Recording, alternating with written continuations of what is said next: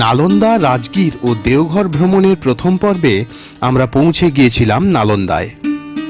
নালন্দা সেই স্থান যার ভূমিতে কান পাতলে শোনা যায় প্রাচীন ভারতবর্ষের বৌদ্ধ শিক্ষা ব্যবস্থার একটি দুরাগত ইতিহাসের পদধ্বনি।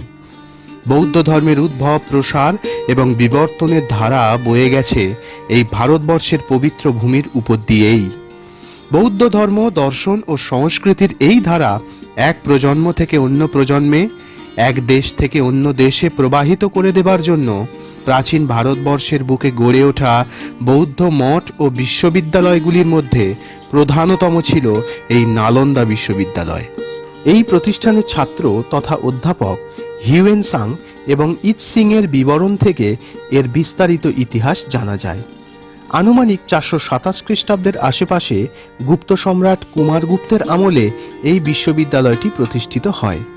পুষ্যভূতি বংশের সম্রাট হর্ষবর্ধন এবং বাংলার পাল বংশের রাজা দেবপাল সময় সময়ে পুনর্নির্মাণ করে এই প্রতিষ্ঠানের কলেবর বর্ধন করেন। হর্ষবর্ধনের কালে এর খ্যাতি চরমে ওঠে। আনুমানিক 1193 সালে বখতিয়ার খিলজি নির্মমভাবে এই বিশ্ববিদ্যালয়ের ধ্বংস সাধন করে।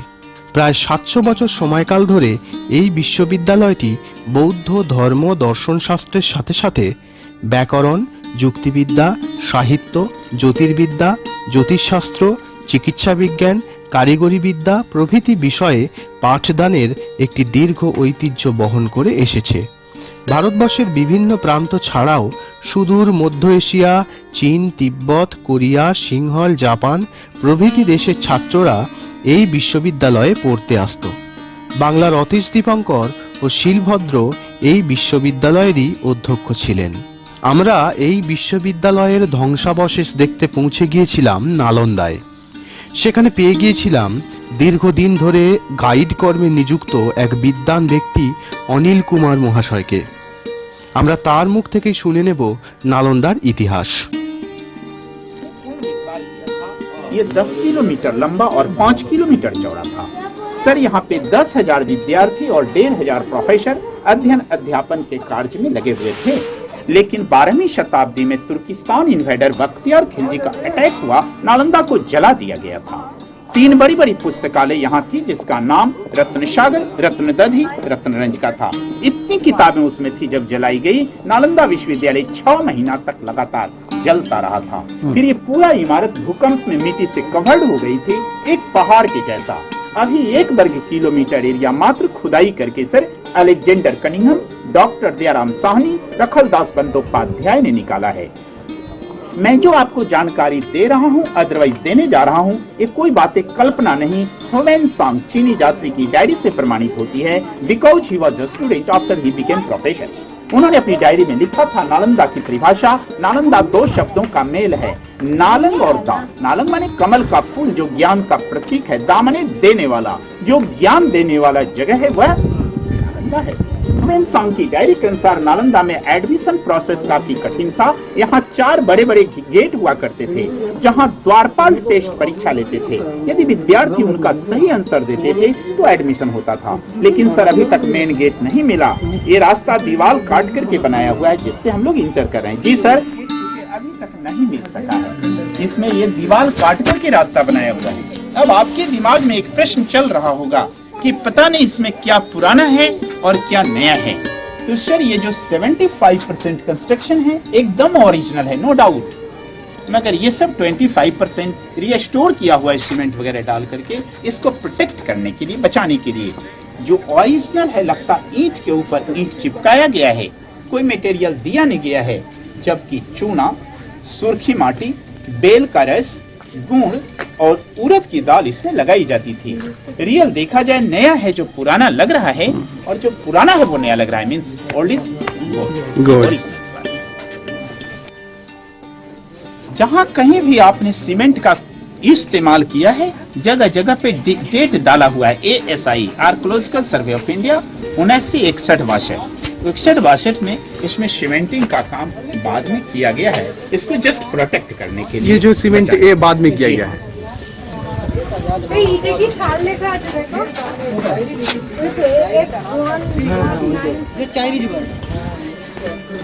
नालंदा विश्वविद्यालय जिसकी स्थापना 5वीं शताब्दी में कुमार गुप्त ने किया था, इसकी एरिया 10 किलोमीटर लंबी और 5 किलोमीटर चौड़ी थी। 10,000 विद्यार्थी, 1,500 प्रोफेसर यहाँ थे। 12वीं शताब्दी में खिलजी डायनेस्टी ने इसको जला दिया था। 6 महीना तक जली, फिर भूकंप में दबा हुआ था। अभी वो लंबा लंबा पेड़ तक 1 वर्ग किलोमीटर एरिया मिला है, लेकिन नालंदा का ओरिजिनल गेट नहीं मिल सका है। ये दीवार काट करके रास्ता बनाया हुआ है जिससे आप इंटर किए हैं, इसी से वापिस बाहर जाएंगे। अतः वो सीमेंट का सपोर्ट बाद में दिया गया है। नालंदा की जो भी जानकारी है सर, हुएन सांग की डायरी से प्रमाणित होती है। Because he was a student after he became professor. आप चाहें तो फोटोग्राफी बना सकते हैं, वीडियो, स्टील कैमरा बाद में फोटो लीजिएगा, है ना, रुक करके जो लेना है। अभी वीडियो आप बनाते चल सकते हैं, क्योंकि मैं जो भी बोलूंगा जो ऑलरेडी ऑथोराइज्ड बातें हैं, जो ऑथोराइज्ड इंफॉर्मेशन है सर। ये छोटा छोटा गड्ढा, एक गड्ढा नहीं, एक एक कमरा है, एक एक छात्र के लिए, जिनका वो दरवाजा होता था। हम छत के पास में खड़े हैं। वाइनेटर जब ये बिल्डिंग टूट जाती थी, दूसरा राजा इसे कवर करके इसके ऊपर दूसरा या तीसरा फ्लोर का निर्माण करते थे। इस तरह से नालंदा बहुमंजिली इमारत थी। It was multi storage building sir. ये चारों तरफ रहने का कमरा है और आंगन उनके पढ़ने का जगह होता था। পুরো মাটিটাকে বেঁধে দিয়েছে, ধসটাতে তো নাম নামে এবং সাউন্ড প্রুফ। একটা ছাত্রের পড়ার আওয়াজ আর একটা ছাত্রের নেট পাবে না। दीवार की मोटाई देखा जाए, इतनी मोटी मोटी दीवारें थी जिससे नेचुरल एयर कंडीशन बना होता था। गर्मी के दिनों में ठंडा, ठंडा के दिनों में गर्मी जमा रहती थी। दूसरा, मजबूती होता था। और तीसरा, देखिए मेरा आवाज इको हो रहा है, हेलो हेलो हेलो हेलो। इस तरह से सर साउंड प्रूफ भी था नालंदा, यानी दूर से भी आचार्य यदि इन्हें पढ़ाते थे, बच्चे भली भांति उनको फॉलो करते थे। एक हॉस्टल मैंने ये बताया, दूसरा ये था। 2 हॉस्टल के बीच का एक कॉरिडोर है सर, गलियारा है। अच्छा, ताकि एक हॉस्टल यदि किसी कारणवश अशांत भी हो जाए तो दूसरा हॉस्टल इफेक्टेड नहीं हो, इसलिए 2 हॉस्टल के बीच में कॉरिडोर था। जब मेन गेट नहीं मिला नालंदा का, तो ये टेम्पोररी रास्ता काट करके इसको अभी रास्ता का रूप दिया गया। अच्छा, 1 वर्ग किलोमीटर एरिया जो खोदा गया है, उसका नक्शा डिपार्टमेंट ने दिया है, जो 2 लाइन में खुदाई हुई। एक लाइन है मोनास्ट्री हॉस्टल, जैसा हमने दिखाया और दिखाएंगे। चारों तरफ रहने का कमरा है, आंगन पढ़ने का जगह, और हर हॉस्टल के सामने एक चैत्य है, बौद्ध मंदिर, जहां लोग पूजा करते थे। नालंदा में कुल 108 हॉस्टल था और 108 मंदिर था। अभी 11 हॉस्टल और 11 मंदिर मिला है, सब एक जैसा। तो ये 11 हॉस्टल का पार्ट है, 11 मंदिर का पार्ट है, एक खुदाई का लास्ट पोर्शन है। ये मेन टेम्पल है नालंदा का। हर 2 हॉस्टल के बीच में गलियारा था, मेन गेट नहीं मिला। यही टेम्पोररी रास्ता बनाया हुआ है जिससे हम आए हैं। अभी हम यहाँ खड़े हैं और घूमने के बाद यही होगा रास्ता वापिस बाहर जाने का। तथा नक्शा को याद रखिए। तो ये बौद्ध टेम्पल है, ये बौद्ध टेम्पल है, जो इसको चैत्य कहा जाता था। चैत्य। ये चैत्य हुआ सर, बौद्ध मंदिर, मोनास्ट्रीज हुआ, बौद्ध विहार यानी हॉस्टल, स्तूपा हुआ जो मेमोरी में बनती थी। नालंदा के नाम से किताबों में, अखबारों में जो तस्वीर देखते हैं, ये है, तस्वीर छपा होता है। हिस्ट्री। एक इंटरेस्टिंग बात है, ये हिस्ट्री नहीं है, लेकिन एक इंटरेस्टिंग बात है, मैं बता दूं। सॉरी, 1969 में बनी एक हिंदी फीचर फिल्म जॉनी मेरा नाम की यहाँ शूटिंग हुई है। इसमें देवानंद ऊपर, हेमा मालिनी इधर, फिर इस कॉरिडोर में गाना भी लिया गया है। ऊपर दोनों बॉर्डर पर पुलिस वाले चलते हैं, गाना राजगीर रोपवे पर जाकर खत्म होता है। एक सूटकेस वाला गाना है, ओ मेरे राजा ओ मेरी रानी, वो गाना यहाँ फिल्माया गया है। एक नया इतिहास है नालंदा। इधर भी और इधर भी, दोनों तरफ में भगवान बुद्ध का मूर्ति बना होता था।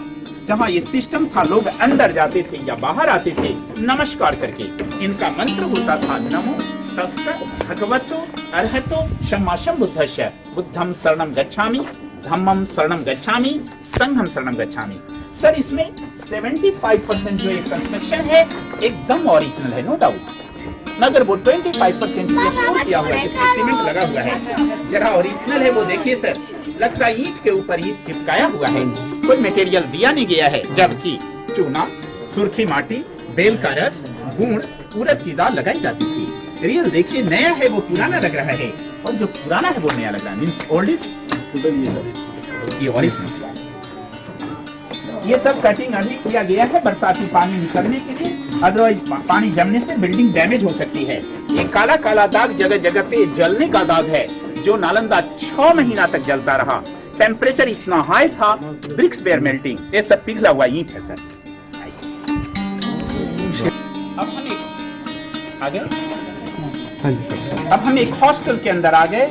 हर हॉस्टल में 100 लोगों के रहने की व्यवस्था थी, जिनके लिए 2 कॉमन बाथरूम था। ये दोनों स्नान घर है, ये दोनों स्नान घर है। लोग यहाँ कुआं से जल लाकर के स्नान करते थे। हम ड्रेनेज सिस्टम देखें इनका, हड़प्पा मोहनजोदड़ो सभ्यता की जैसा। उधर से ये ढाल बना हुआ है, 3 इंची से शुरू हुआ नाली, यहाँ 30 इंची गड्ढा हो गया है। सीमेंट बाद का है, सिस्टम पहले का। ये ओरिजिनल दीवार है, ये बाद का है। जो बाद का है सर वही टूट रहा है।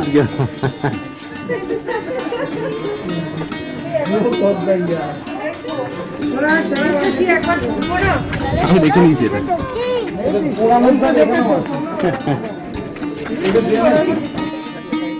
ये सब रहने के कमरे हैं। एक एक कमरा एक एक लोगों को प्रोवाइडेड था। सब में बड़ा बड़ा लकड़ी का दरवाजा, जिसकी चौखट यहाँ एडजस्ट होती थी। This was the light shelf, ये दीपक रखने का जगह है। अंदर में एक बुक शेल्फ, किताब रखने का जगह है। ये बुक सेल्फ है जी। तो सर यह एक कमरा एक लोगों को प्रोवाइडेड था। सबके ऊपर में छत था, छत का सपोर्ट लकड़ी का था। लकड़ियां जल जाने के कारण छतें सब जगह गिर गई है। हम जैसा एक कमरा देख रहे हैं, एक ब्लॉक में 108 कमरा होता था। ऐसा 108 ब्लॉक भी था। हर ब्लॉक के लिए एक एक मंदिर, यानी 108 मंदिर भी थी। सर हम लोग 108 का जो एक माला लगाते हैं, अपने यहाँ के लोगों का भी बेसिक कंसेप्ट 108 था। ये सब काला काला दाग, जलने वाला दाग है। दीवार की मोटाई की वजह से नेचुरल एयर कंडीशन बना होता था। इस तरह से यह एक लोगों का एकदम आवासीय बस्ता था। इनका क्लासरूम होता था। This was the lecture platform, जहाँ से टीचर इन्हें टीच करते थे। तो ये कितने लोगों का क्लासरूम हुआ? 108 लोगों का, जो इस ब्लॉक के थे। ऐसा 108 ब्लॉक था। Stone for pillar supporting for the roof, यहाँ छत था लेकिन ये ओपन था। यहाँ लोग टेम्पोररी शेड डालते होंगे, ऐसा आइडिया लिया जाता है, लेकिन यहाँ ऑलरेडी शेड था। ये बगल में चूल्हा है, ऊनन है। फंक्शन होता है, इस तरह का चूल्हा बनाया जाता है। नीचे से काठ की लकड़ी जब उसके अंदर डाली जाती थी, that is not only for kitchen, that is for multipurpose. जब क्लास चलता था, लोग वहाँ प्रैक्टिकल का काम करते थे। मीन्स अष्ट धातु की मूर्ति को जोड़ते तोड़ते गलाते थे। सुबह शाम लोग खाना बनाते थे। जाड़े के मौसम में हाथ सेकते थे और बाकी समय में लोग आयुर्वेदिक दवाई बनाते थे। इस तरह से रहना, पढ़ना, खाना पीना सब गुरुकुल जैसा अपने अपने छात्रावास के अंदर होता था। ये जगह जगह ये धनुष का चिन्ह बना हुआ है। ये धनुष की आकृति बनी हुई है। ये जगह जगह पर मिला। This is the national symbol of Gupta dynasty, who was the founder of this university, जो इसके संस्थापक थे। यानी ये गुप्त काल का राजकीय चिन्ह आपके पास 1500 साल पहले थी। ये दोनों गोदाम घर है, जहां वो चावल रखते थे। इसके छत की बनावट देखिए, आर्च इसका कितना इंटरेस्टिंग है। अभी भी जस का तस टिका हुआ है। पुरानी परंपरा के अनुसार जहां कहीं अभी भी हम लोग मुख्य सामान रखते हैं, अपने इष्ट देव की मूर्ति लगाते हैं। यहाँ भगवान बुद्ध की विशाल मूर्ति लगी हुई थी। सर यहाँ भगवान बुद्ध की विशाल मूर्ति थी, और इस मूर्ति को लाइटेड करने के लिए इधर और इधर ये 2 पत्थर लगा हुआ है, इधर भी उधर भी। देखने के लिए पत्थर साधारण लगता है, लेकिन ये साधारण पत्थर नहीं। देखिए कितना इंपॉर्टेंट इंटरेस्टिंग पत्थर है। You see the shining sir, देखिए इसमें कितना शाइनिंग है। देखिए अभी भी इसमें कितना शाइनिंग है sir. Really this is not a general type of stone, really this is mica stone sir. ये अब्र का पत्थर है, माइका। उस जमाने में यहाँ कॉपर प्लेट लगाया जाता था, इधर भी और उधर भी कॉपर प्लेट। जब इसमें सूर्य या चंद्र किरणें पड़ती थी तो लाइट सीधा मूर्ति पे रिफ्लेक्शन होता था। Means just like mirror system, दर्पण सिस्टम। कितनी अच्छी टेक्नोलॉजी आपके पास 1500 साल पहले थी, इसका अध्ययन आप यहाँ कर सकते हैं। हर आंगन में एक कुआं भी था जल की शुद्धता के लिए, लेकिन पानी सूख गया है। ये दोनों गोदाम से 2 बड़ा बड़ा मटका और जली हुई चावल मिली है। शायद आपने नालंदा म्यूजियम में देखा होगा। जो नहीं गए हैं, रोड के सामने एक नालंदा म्यूजियम है, जहाँ 5 रुपए का अलग टिकट लगता है। 15 साल तक बच्चों का टिकट फ्री है। वहाँ हर आइटम लिखा होता है। न तो वहाँ गाइड अलाउड है, न आपकी फोटोग्राफी। इसलिए म्यूजियम 4:40 में बंद होता है, उससे पहले देखिएगा। यहाँ जगह जगह पे काट करके दुकान दिखाया है। 3 राजा की निशानी, ये 3 बार में बनाया गया। So we are standing on the floor of Nalanda. ये फ्लोरिंग है जिसमें बड़ा बड़ा ईंट कुमार गुप्त ने এইটা ये অরিজিনাল ईंट का टुकड़ा चुना सूखी माटी का दीवार हर्षवर्धन काल का है। और ये जो छोटा छोटा ईंट बंगाल के राजा देवपाल के समय का है। देवपाल 5वीं शताब्दी 7वीं शताब्दी 9वीं शताब्दी Gupta dynasty, Harsha dynasty and पाला डायनेस्टी को मैंने प्रमाणित किया। এটা কি ডাইনেস্টি পাল দেবপাল वो तो देंगे नहीं ना, उसकी कॉपी करके कन्हैया साहब ने लाया, doctor Dayaram Sahni, Rakhaldas Bandopadhyay, because they are very great archaeologist. और उसकी जो मेन कॉपी है, जो उसकी कॉपी लाए थे, फोटो कॉपी आपका दिल्ली का हेड ऑफिस में है। ये सब जो कटिंग देख रहे हैं वो कटिंग वेंटिलेशन की कटिंग है, उससे ऊपर छत था लकड़ी का, वो जल गया। Will see the drainage system sir, यहाँ कितना ऊंचा है, धीरे धीरे करके ये नाली स्लाइड हो गया है। सीमेंट बाद में दिया गया है लेकिन सिस्टम पहले की है। नालंदा विश्वविद्यालय में बंगाल राज्य का योगदान सबसे ज्यादा था। यहाँ के वाइस चांसलर पंडित शिलभद्र जी थे, फिर अपनी निबंधन हुए थे।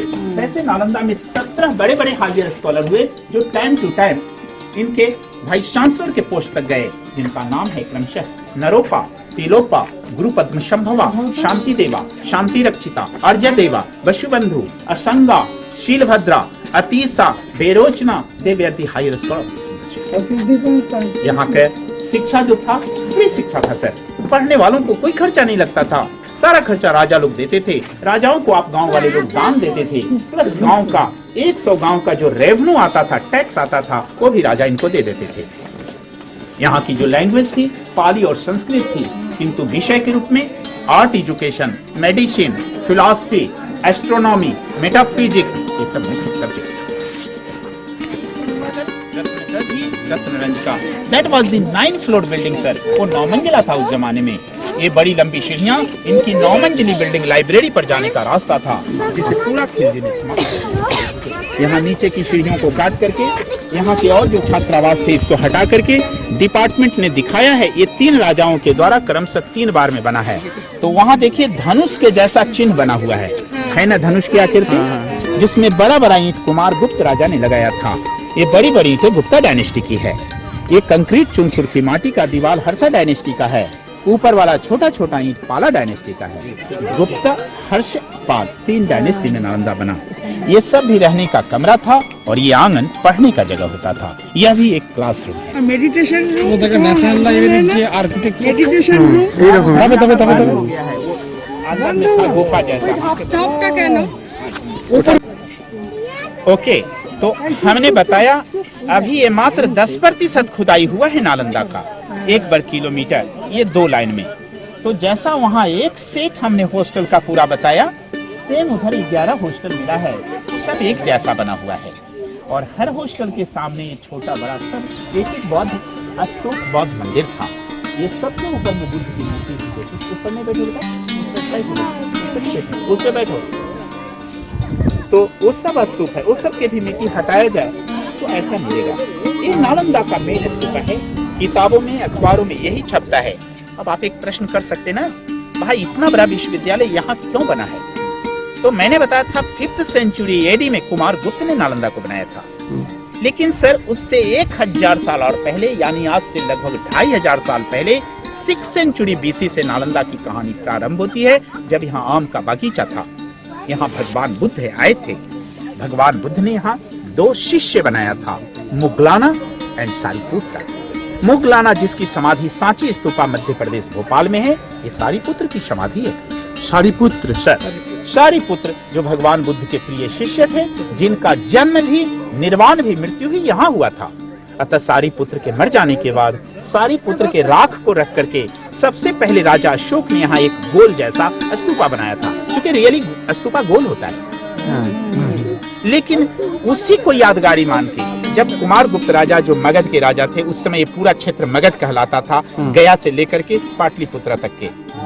अभी प्रॉपर गया को ही मगध कहा जाता है। तो उस समय मगध की राजधानी सर राजगीर थी, फिर बदल के पटना हुआ था, पाटलिपुत्र, ऐसे कन्वर्ट होता रहता था। तो जिस समय कुमार गुप्त राजा थे, उस समय मगध की राजधानी राजगीर थी। उन्होंने जब यूनिवर्सिटी बनाना चाहा तो उनको लगा ये सबसे अच्छा जगह है जहाँ बुद्ध आए हैं। बुद्ध के एक शिष्य सारीपुत्र की समाधि है। अतः शारिपुत्र के मर जाने के बाद उनके राख को रख करके जो समाधि बनी, उसी समाधि पर पहला सीढ़ी कुमार गुप्त ने बनाया और यूनिवर्सिटी का फाउंडेशन किया। ये पहला, देखिए 3 काल की 3 सीढ़ी है सर, है ना, गुप्ता, हर्षा, पाल काल। 200 साल के अंतराल में ये कवर्ड होता गया, अंदर से पूरा पैक है सर जी। इसके ऊपर में बुद्ध का बहुत बड़ा मूर्ति था जो टूट गया है, और चारों तरफ बुद्ध की मूर्तियों से घिरी हुई थी। कुछ मूर्तियां अभी भी टूटा फूटा देखिए दीवार पर लगा दिखाई है ना। लेकिन यहाँ देखा जाए इधर देखिए, मूर्तियों के आसपास, इन मंदिरों के आसपास जितना भी देख रहे हैं 2 तरह का कंस्ट्रक्शन है, चौकोर है और गोल है। तो ये चौकोर वाला जितना है सब मेडिटेशन प्लेटफॉर्म है, जहाँ अभी भी लोग बैठते हैं, बैठ करके लोग उस समय भी ध्यान करते थे। तो these are all meditation platform, जहाँ बैठा जा सकता। लेकिन ये गोल गोल वाला है जिसमें पैर नहीं लगना चाहिए, ऐसा हजारों की संख्या मिला। बड़ा भी है, छोटा भी है, एकदम छोटा है। तो सर ये सब समाधि है। जो विद्यार्थी या प्रोफेसर किसी कारणवश यहाँ मर जाते थे, विद्यार्थी ऑल ओवर वर्ल्ड से पढ़ने आते थे, यदि वो मर गए, मर जाने के बाद उनके डेड बॉडी को घर भेजना संभव था नहीं, यहीं पे उनको क्रिमेट करके, जला करके, उनके राख को ला करके पोस्ट के हिसाब से बड़ा या छोटा समाधि बना दिया जाता था। बड़ा है तो किसी टीचर का, छोटा है तो सीनियर स्टूडेंट का, एकदम छोटा है तो जूनियर का। इस हिसाब से हजारों की संख्या में समाधि मिली है। अब ये बिल्डिंग डैमेज हो गया, इसलिए रेलिंग दिया हुआ है। इसके बाद जाना मना है, इसके ऊपर जाना मना हो गया है। अब यदि और वक्त रखते हैं तो अगल बगल से लोग खड़े होकर फोटो लेते हैं। बाकी एक ही जैसे इधर 11 मंदिर हैं, 11 उधर हॉस्टल हैं। अदरवाइज उसी गेट से बाहर निकल के आप म्यूजियम देखेंगे जो 4:40 में बंद होता है। यहाँ के बाद हमारा गाइड समाप्त होता है सर। सबको मेरी तरफ से धन्यवाद। Thank you. नालंदा বিশ্ববিদ্যালয়ের আশেপাশে বেশ কিছু দ্রষ্টব্য ঐতিহাসিক স্থানও রয়েছে। যেমন এই বিশ্ববিদ্যালয়ের ধ্বংসাবশেষ থেকে প্রাপ্ত বহু মূল্যবান পুরা সামগ্রী ও মূর্তি সংরক্ষিত হয়েছে এরই সামনে নির্মিত একটি সংগ্রহশালায়। সেখানে আপনার ইতিহাস চেতনা সহজেই ঋদ্ধ করে নিতে পারেন। এছাড়া পাশেই নির্মিত হয়েছে হিউয়েনসাং মেমোরিয়াল হল।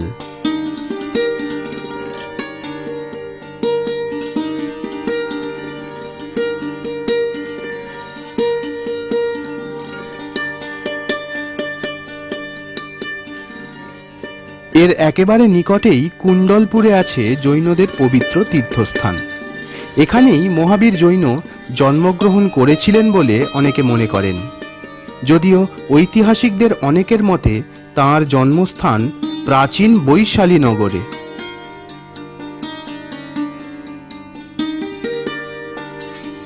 এর একটু দূরেই আছে পাওয়াপুরী জল মন্দির। এই স্থানে মহাবীর জৈন তাঁর পার্থিব দেহ রেখেছিলেন। শ্বেতপাথরের মন্দির, অপূর্ব কারুকার্য, সত্যি দেখার মতো।